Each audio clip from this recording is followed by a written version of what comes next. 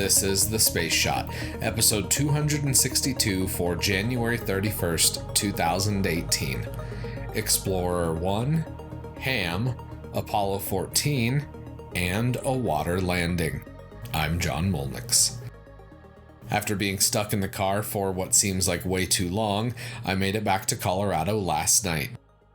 Earlier today, I had a conversation with Kelsey Singer and Joel Parker at the Southwest Research Institute.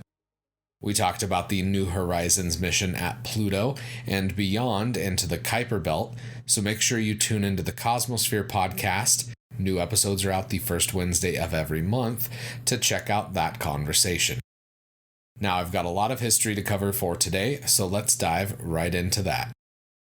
60 years ago today, on January 31st, 1958, the United States launched its first satellite into orbit. Explorer 1 was launched on a Jupiter C rocket, a design developed by Wernher von Braun that was a direct descendant of the German V-2 rocket that had been used by the Nazis during World War II. Explorer 1 carried a cosmic ray detector that measured the radiation environment in orbit.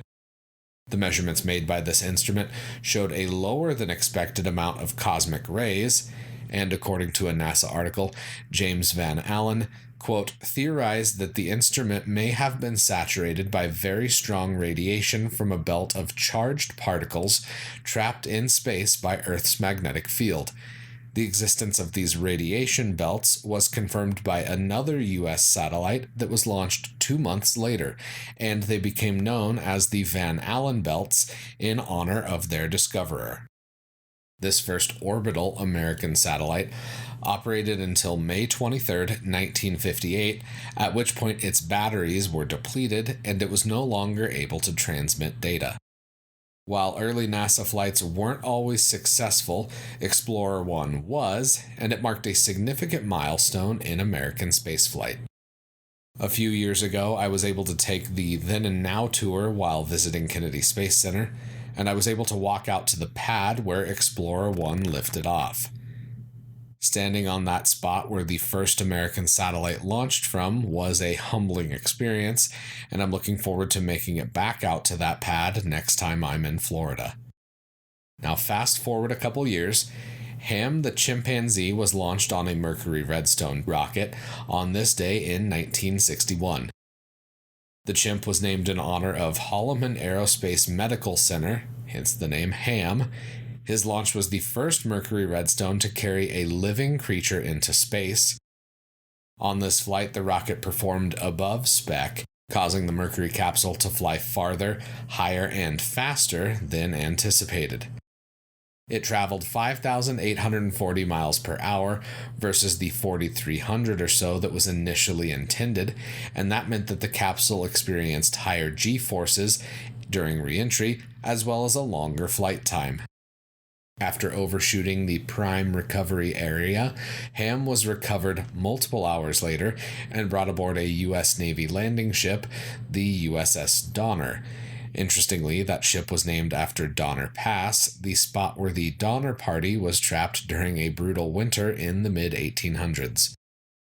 Now, let's move forward a decade. On January 31st, 1971, astronauts Alan B. Shepard, Stuart Roosa, and Edgar Mitchell lifted off on the Apollo 14 mission. Apollo 14 was a special flight for Alan Shepard. He was the first American in space, and his suborbital Mercury Redstone flight on Freedom 7 earned him a place in the history books.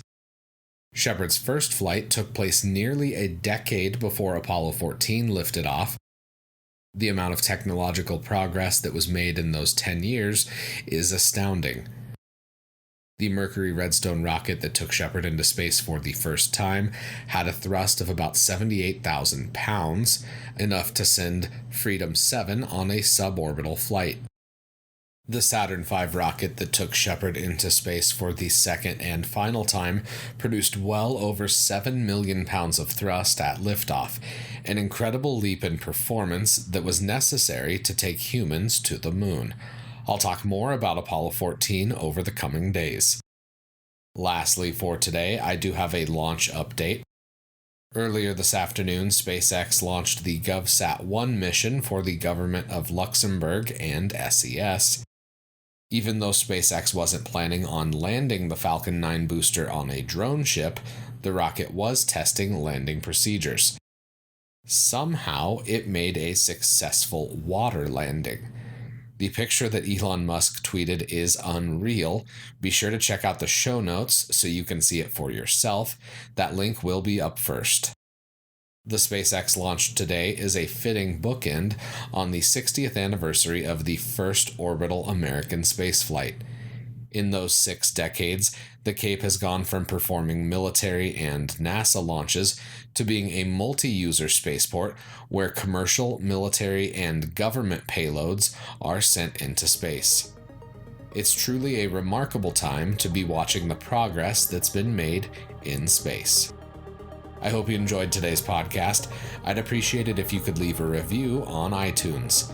If you do that, screenshot it and send it to me at John Molnix pretty much everywhere on the internet, and I'll send you a Space Shot sticker and a little thank you.